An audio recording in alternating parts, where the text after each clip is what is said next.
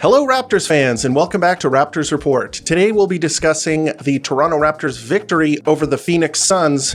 But before we do that, I want to talk about the OG Anunoby trade package, because the Toronto Raptors traded OG Anunoby just over a year ago, and the guys that they got back were Immanuel Quickley and RJ Barrett. And the reason I want to talk about them is because they've been playing quite well recently. They have really stepped up and shown what they're capable of. And I kind of want to break down what I'm seeing from them, what makes them exciting for the future of the Toronto Raptors, and why, a year later, I'm still pretty high on this trade. Let's talk about it. So first of all, the past 5 games for both Immanuel Quickley and RJ Barrett have been very good. RJ Barrett obviously missed some time in February with the concussion that he sustained during the LA Clippers game. But first, let's talk about Immanuel Quickley. So Immanuel Quickley signed a very big contract in the offseason. A lot of people said that he is overpaid, that they hated the contract, they paid him too much, that basically his agent and him had the Toronto Raptors over a barrel because he was traded and was one of the main returns, probably the main return for OG Anunoby. And as a result, they didn't want to lose him in free agency, so they gave him a big bag of money. And this season, he has been sitting for most of the season. And it's been very unfortunate. Lots of ink has been spilled about, is this guy worth it? Lots of posts on social media calling his contract an albatross. But he has returned. And over the past 5 games, since he has returned and sort of shaken off the rust and has begun to look healthy, he has been great. So let's look at his stats over the past 5 games. In that time span, he's averaging just under 21 points per game in 32 minutes per game, 5 rebounds, 4.5 assists, 1 steal per game, 2.5 turnovers per game on 45% from the field, 46% from 3, and 86% at the line. Those are great numbers. Those are very, very encouraging numbers for a guard. And he has an amazing ability to pull up outside the 3-point arc and bang shots. Being able to create your own 3-point shot is an incredibly valuable skill in the modern NBA. In fact, it might be the most valuable single skill that an offensive player can have. And the reason for that is very simple. NBA defenses are very good at this point. Their ability to cut off penetration to the rim while also preventing teams from getting open spot-up shots. It's a difficult world to survive in without self-created 3-point shooting from your lead ball handler. And Immanuel Quickley, this is his primary skill. This is the skill that kind of makes him an exciting player. His ability to either come off of a screen, pull up and shoot, or if he is isolated against a defender, he can use a series of dribble combinations, jab steps, use his footwork to get his defender moving backwards, and then step back and hit an open 3-point shot. He is very good at both of those things. Very, very important skill to have for an offense. It makes your offense much more dynamic. So one of the things about the Toronto Raptors offense is that they run a lot of different actions. The offense is complicated, read and react. There's a lot of off-ball screening, off-ball cutting, off-ball movement, and it generates good-looking shot opportunities. However, some of the time when other teams, when you can't beat them with these plays, a good fallback option is simply to give the ball to a guy who can do what Immanuel Quickley does, which is generate a good quality 3-point look for himself. One of the things about his game is that he is a very good, shot creator. And he's very similar to another player in the league right now, both of them Kentucky guards, Tyrese Maxey on the Philadelphia 76ers, who is a scoring guard, i.e. a player who is very good at creating looks for themselves and perhaps not as much of a point guard as you would like your lead ball handler to be. And I think that one of the recipes for success in the modern NBA, and I've mentioned this in prior videos, has been to take the playmaking and passing and connecting that used to be the thing that the point guard was primarily responsible for, i.e. setting up teammates, and moving that up the lineup. So instead of having your point guard being the one to handle the ball and make plays for everybody else, the point guard or the small position on the court like Immanuel Quickley, they are more scorers nowadays. One of the good things about Immanuel Quickley on this team is that there is a lot of playmaking up and down the lineup. Jakob Poeltl, Scottie Barnes, RJ Barrett. Those guys are all adept passers. They have good court vision. They make smart plays with the ball in their hands. They're looking to find their teammates.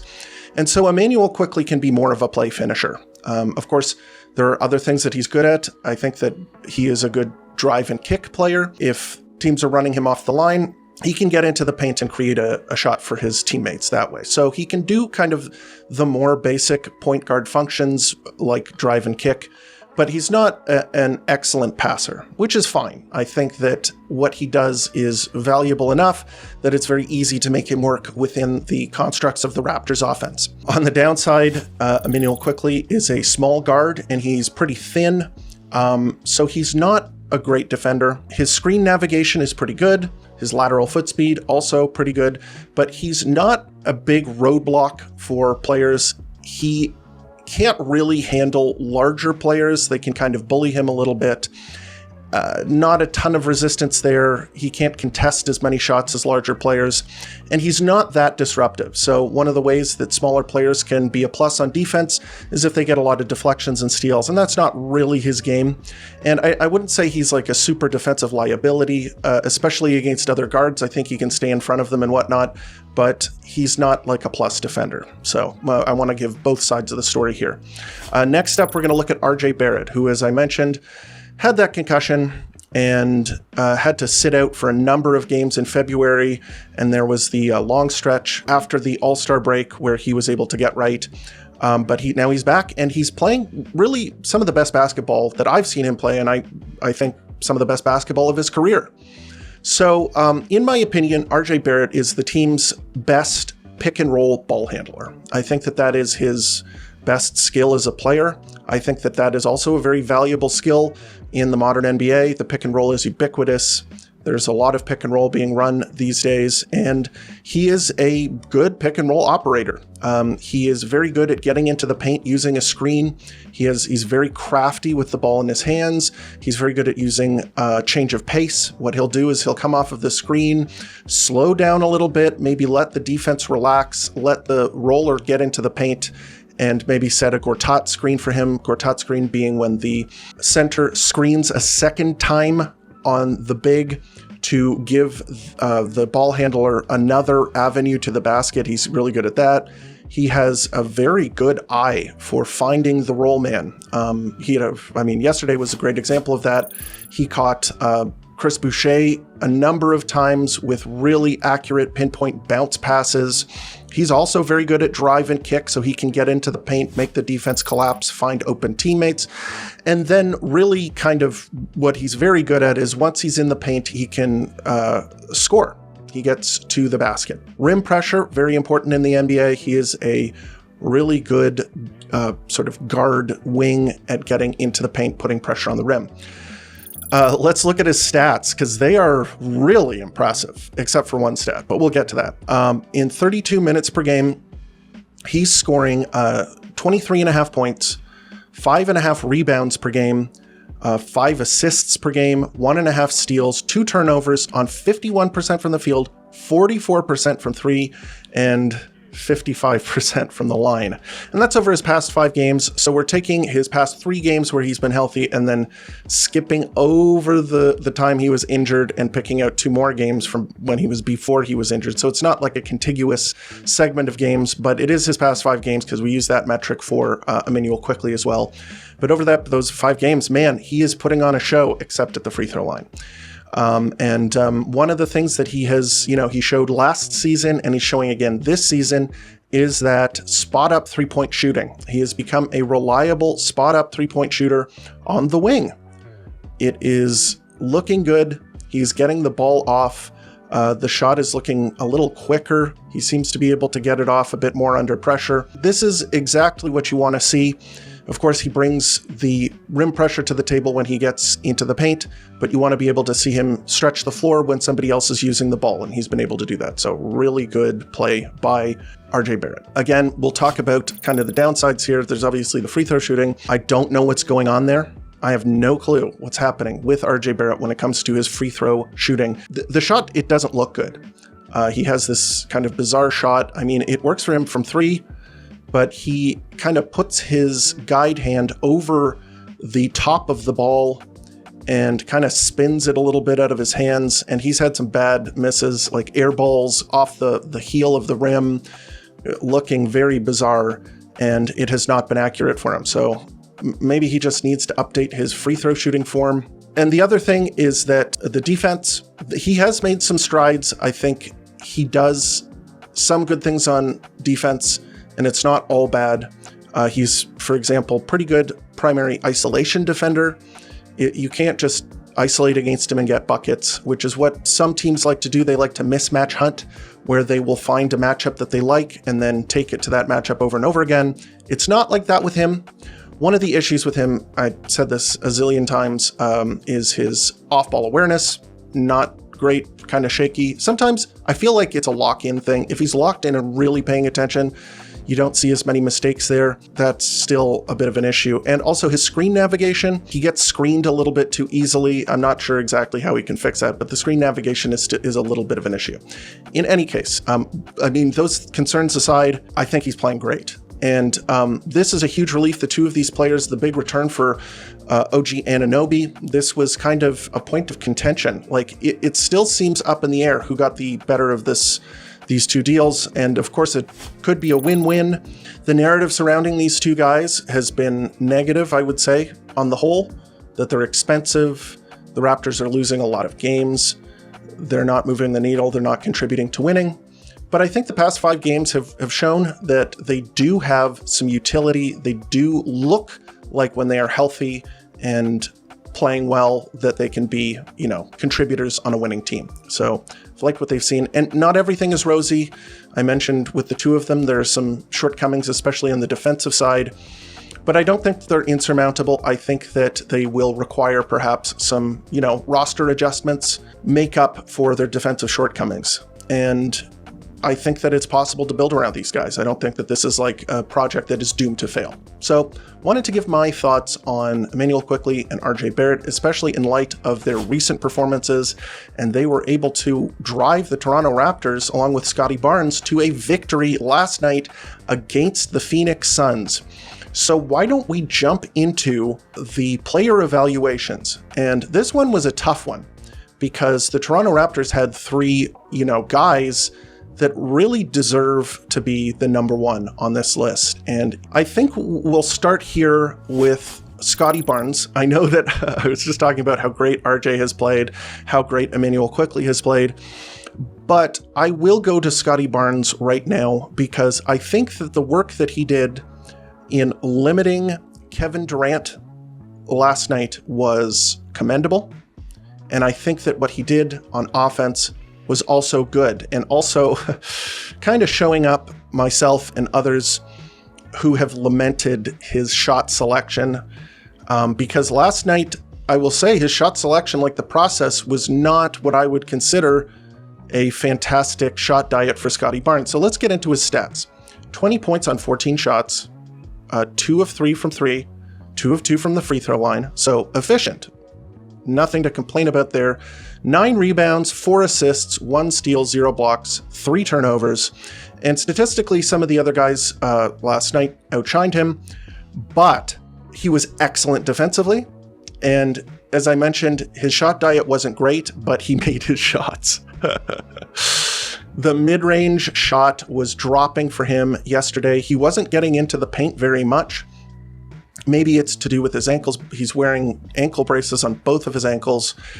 And, he is not looking as explosive as he has in the past. So I would understand why maybe he was trying to operate behind his jump shot, but he did a good job. He made his shots, and especially in the mid-range, where I think that he has had a lot of success recently.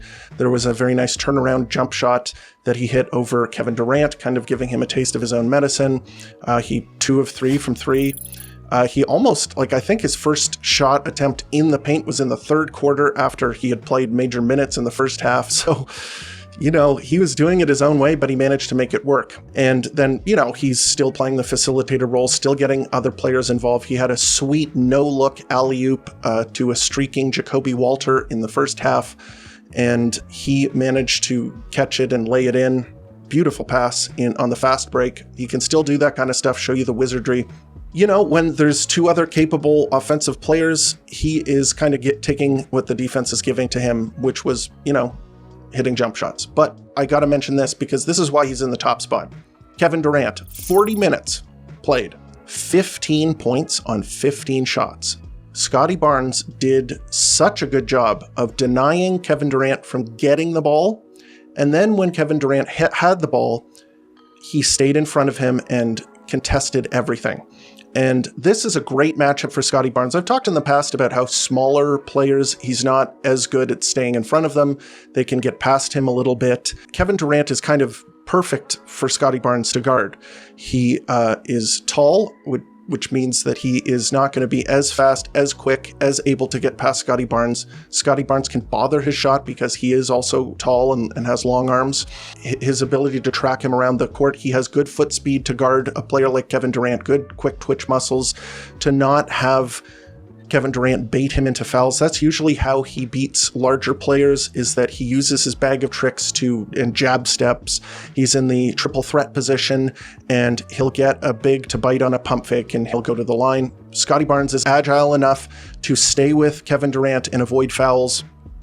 He just did an excellent job on one of the league's premier offensive players, a guy who is literally one of the best offensive players of all time and has still got it. He is still a really good player, so don't think it's not like he's washed. Scottie Barnes was a huge reason why the Toronto Raptors were able to win last night, because he was the guy on Kevin Durant. And obviously he plays great help defense as well. Yeah, gotta mention that. Next up, this is a tough one. There are two really good guys who deserve it. I'll give it to Immanuel Quickley. Statistically, I think he had the better evening. 23 points on 7 of 15 from the field, 5 of 7 from 3, 4 of 5 from the free throw line, 6 rebounds, 8 assists, 2 steals, a block, and a turnover. 1 turnover. What else can you say about this guy is that he is really kind of showing what he's capable of when he's healthy. He's looking kind of like Tyrese Maxey light. The 5 of 7 from three-point range. He has a skill that is hard to find. People are sleeping on him as a shooter. I said it in the intro, in the lead up to this. The ability to make off of the dribble, self-created three-point shots is not easy to find in the NBA, and he can do that. And that, I mean, if that was it, he'd be an NBA player. But there's a little bit more to it. He's a bit more well-rounded. I mean, the 8 assists are a good example of that. He was getting into the paint and kicking it out. He made a couple of floaters. Immanuel Quickley is a consistent source of good quality looks. That's really what offenses are about. They're about generating good, high quality, high percentage shots. And Immanuel Quickley can do that. He can create those shots within the Toronto Raptors offense. And it looks like he's getting his points within the flow of the game. He's not hijacking the offense. And I think he is doing that very well. Next up, let's go to RJ Barrett. And so RJ Barrett and Immanuel Quickley were super clutch last night. Both of them had a sick barrage of three-point makes in the fourth quarter to put the Suns away. It started with Quickley and it really ended with RJ Barrett. RJ Barrett finished with 23 points on 15 shots. He was 3 of 6 from 3. He went to the line a ton, just showing what he can do when he gets into the paint. He was 8 of 12 from the free throw line, 66%, which is better than what he is usually shooting over this time period, so I guess I'll take it. 6 rebounds, 7 assists, 0 steals, 0 blocks, 3 turnovers. I think, he had a really good game, and he had one of the coolest sequences of the season. As I mentioned, Immanuel Quickley hit 2 3-point shots, and then RJ Barrett caught fire in the fourth quarter, hit 3 threes in a row, with the final 3-point shot being an and one. So in 3 possessions, he scored 10 points. That's as good as it gets, really. I mean, you'd have to get and ones on all of your 3-point shots to do better than that. Yeah, he was just really doing an excellent job of punishing the Suns. Suns are not a good defensive team, especially when Nick Richards is on the bench. you can get into the paint and you can score. And he was doing that, and he was making plays for other players. He, as I mentioned, great pick and roll player. I think he did a very good job offensively last night, and I'm pleased with the results. Next up, we will go with Orlando Robinson. Orlando Robinson didn't play as much as he did the game before, but I think he had a good game. 10 points, 7 rebounds, 5 of them offensive rebounds, 2 assists, 0 steals, 0 blocks, 2 turnovers on 3 of 6 shooting, and 4 of 4 from the line. So his free throw shooting form, I can see why they're kind of letting him shoot three-point shots. The free throw form looks good. It doesn't look like a Biggs free throw form. And it's nice and fluid. He's making the shots easily. So I get it. I get why they're letting him shoot 3-point shots. He hasn't been very accurate with them so far, but he's trying his best. But it's the other stuff. Competent help defense, number 1, is what you want from your center. So his drop defense in the pick and roll has been good. He's able to read what the other team is doing in the pick and roll, and he makes good decisions and understands where he is supposed to be on the court when playing defense. And that is, that's half the battle, is if you are 7 feet tall, being in the right place. When the team is going to require his help on the interior, when it's time to box out, he is doing the small things, the kind of grunt work, the garbage man stuff that doesn't show up in the stat sheet. He does that stuff.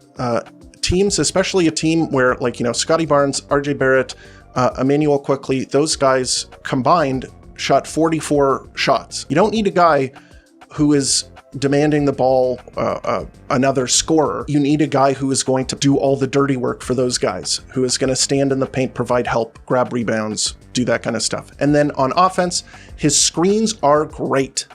The screens are really good. He had a really nice off-ball screen for Grady Dick in the first half. He sets nice, big, solid screens and then rolls into the paint to occupy the opposing big. His finishing has been getting a little bit better. He's not missing as many wide open shots under the basket. I've mentioned this on Twitter yesterday. He is one of the best 10-day contract guys the Toronto Raptors have ever gotten. I'm struggling to think of another player who was on a 10-day contract. His contract has been upgraded, like he's on a 2-way contract now, but yeah, he has looked like he belongs at the NBA level. So very encouraging. Next up, we'll go to Grady Dick, and it looked like Grady Dick was he started off the game on fire. He was hitting threes, playing good defense on Devin Booker, and closing out and making shots on the perimeter difficult, and using his athleticism to grab rebounds and doing all the stuff that we saw him do in the second half of last game. He was doing in the first half, and it looked like he was on pace to have a really good game. But for whatever reason, it seems like he's only playing one half of every game. And I understand that in the second half, he wasn't needed to score as much because Scottie Barnes, RJ Barrett, Immanuel Quickley, all those guys had it going. But he kind of disappeared in the second half. He had a really good first half, kind of an invisible second half. He's a second-year player. He's not going to be incredibly consistent. We're seeing growth from him, especially with using his athleticism. It seems like he's able to harness it a lot better than he has in the past. And the defense was pretty good. Again, you got to put somebody last here. 3 of the guys had amazing games. They were all in contention for the number 1. Orlando Robinson had a super solid game, especially defensively. So Grady Dick, even though he had a good first half, I'll put him last here in the starting lineup. Next up, off the bench, we got the good Chris Boucher game that seems to happen.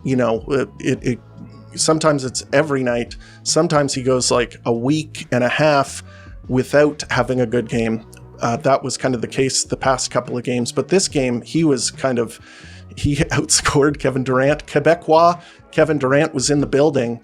He had 23 points on 12 shots. He was 4 of 5 from 3. So a lot of it is the shooting variance. He's hot and cold. And last night he was hot. He had 10 rebounds, 2 assists. Defensively, as we know, he can make mistakes. But then he had some really nice possessions where he played good help defense, and he came over and provided help at the basket.